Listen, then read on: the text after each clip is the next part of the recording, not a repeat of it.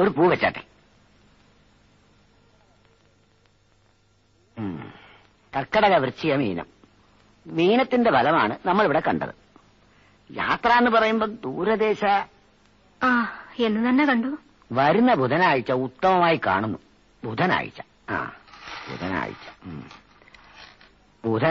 മധ്യാഹ്നം വിട്ട് യാത്രികന് സകലവിധമായ ഐശ്വര്യ അഭീഷ്ട സിദ്ധികളും ഉണ്ടാവും.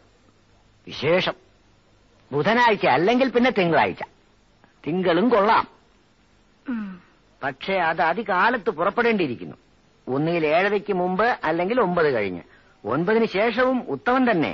എങ്കിലും മൊത്ത ഫലപ്രകാരം പറയുമ്പോൾ ബുധനാഴ്ച തന്നെ മെച്ചമെന്ന് കാണേണ്ടിയിരിക്കുന്നു. തിങ്കളാഴ്ചയ്ക്കും ദൂഷ്യമൊന്നുമില്ലല്ലോ?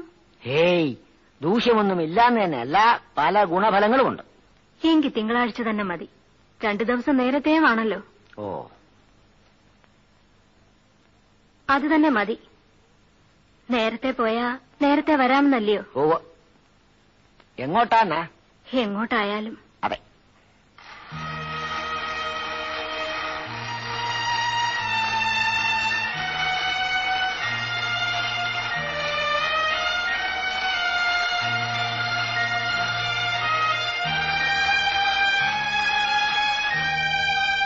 യാത്ര പോയാ ഇറങ്ങി പോകുന്ന സ്ഥലത്തിന്റെ കാര്യം എങ്ങനായിരിക്കും? നമ്മൾ ചെന്ന് കേറുന്ന സ്ഥലത്തിന്റെയോ? അല്ല, ഇപ്പോ ഇവിടുന്നാ പോണേന്നുണ്ടെങ്കിൽ ഇവിടുത്തെ കാര്യം. അതെ.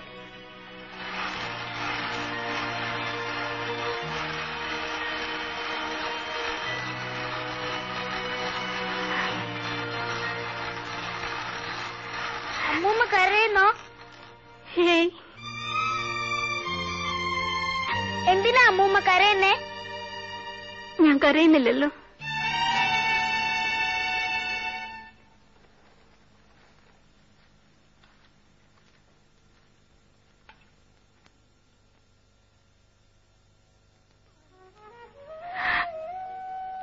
മാലിനി,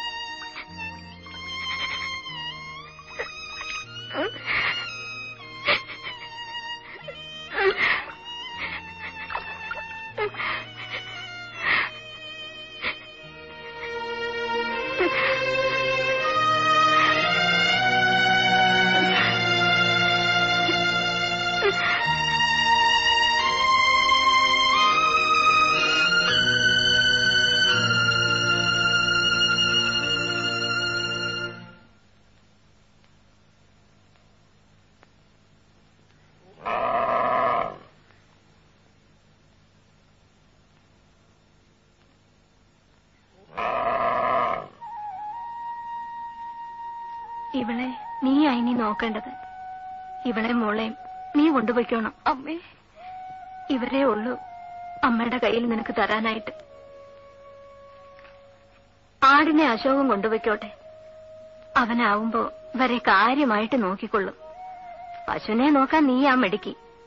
പശുവിനെ 4നെയും ഗോവനും പിള്ളേരും പോയാലുടനെ നീ കൊണ്ടുപോയി നോക്കിക്കോണം. അതുവരെ അവരിവിടെ നിന്നോട്ടെ. ആ പൊടിക്ക് കിടാവെന്ന് വെച്ച ജീവനാ. കേട്ടല്ലോ പറഞ്ഞത്? ചേട്ടാ, ഈ അണ്ണാന്റെ ഹെയർ മുഴുകെ കൊഴിഞ്ഞു പോകുമ്പോഴാ ഒന്നുണ്ടാവുന്നത്. ആര് പറഞ്ഞു? മീനു ചേച്ചി.